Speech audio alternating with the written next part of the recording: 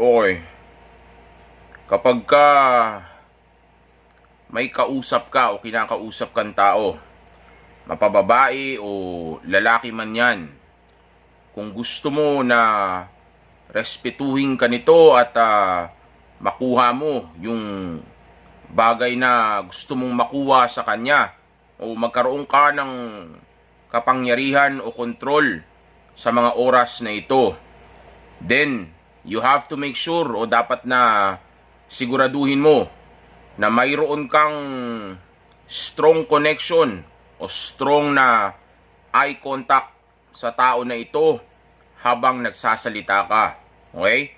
Kung mayroon mang isa sa inyo na mahihiya o may insecure o magtatanggal ng mata niya o ng eye contact niya, then dapat siya yun, hindi ikaw. Okay?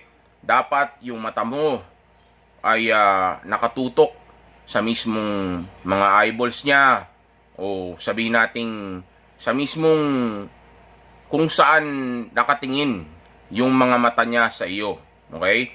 Dapat hindi ka mukhang nahihiya, natatakot, o nai-insecure, o naiilang sa kanya. Okay? Gaya nga nasabi ko kanina, kung mayroon mang isa sa inyo na dapat na nagtatanggal ng mata o para bang naiilang, dapat siya yun. Okay? Hindi ikaw. Dahil sa oras na gawin mo ang bagay na ito, magmumukha ka na weak o isipin niya na hindi ka sincere o hindi ka sanay sa pakikipag-usap sa kanya.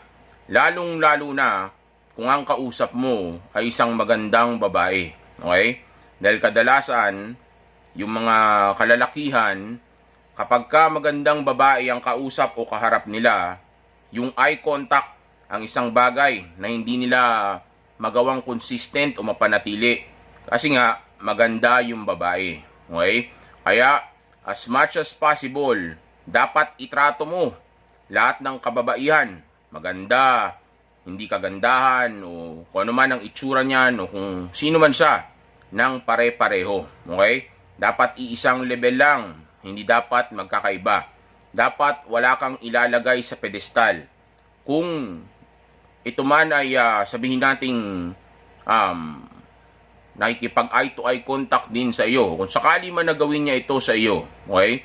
At talagang nakikipagtitigan din siya sa iyo sa mata mo, then make sure na siya nga yung unang magtatanggal ng mata niya. Pero hindi naman dapat na magmukha ka ng parang psychopath o parang baliw na the whole time ay nakatitig lang ang mata mo sa kanya kahit na tinanggal niya na ito. Okay? Dahil kapag ka masyadong matagal na nakatutok yung mata mo dyan at naka-laser focus ka sa kanya, magmumukha ka namang weird o magkikreate ka naman ng tensyon sa kanya. Which is actually okay na mag-create ng tensyon, pero dapat balance lang. Okay? Dapat alam mo kung kailan ka magkikreate ng tensyon at kung kailan mo tatanggalin ang tensyon na ito. Okay? Kumbaga dapat alam mo yung tamang timing. Okay? Okay na nakikipagtitigang ka, pero dapat lang din na minsan alam mo kung kailan ka titingin sa ibang lugar o sa ibang mga direksyon. Okay? Pero iwasan mo yung nakatingin ka sa baba o nakayuko ka. Okay? Okay lang na minsan tanggalin mo, titingin ka doon sa kinakain ninyo, doon sa may gilid man o kung saan man o kung may dumaan man, okay?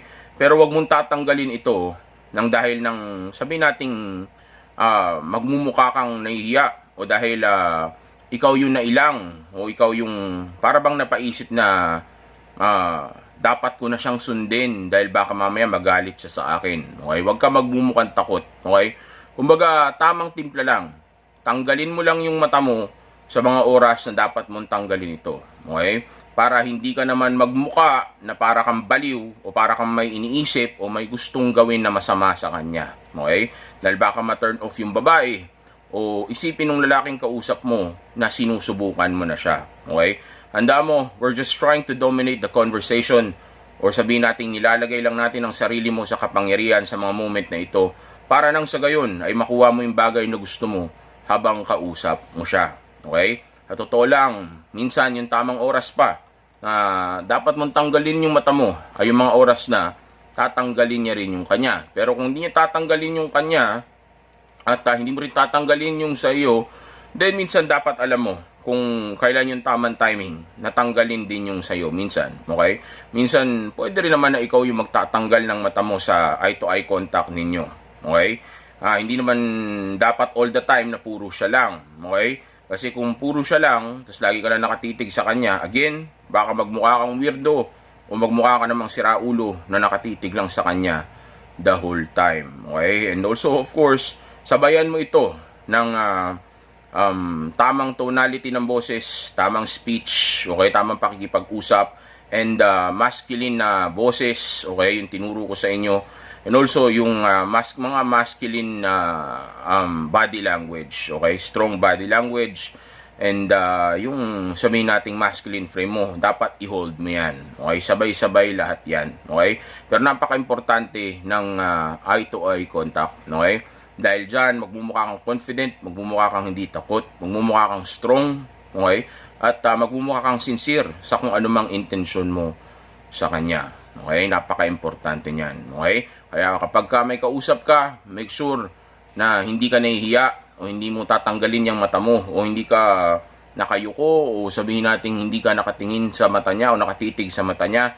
Dahil again, sa oras na gawin mo yan, magmumukha kang isang mahinang nilalang o isang weak ass beta male.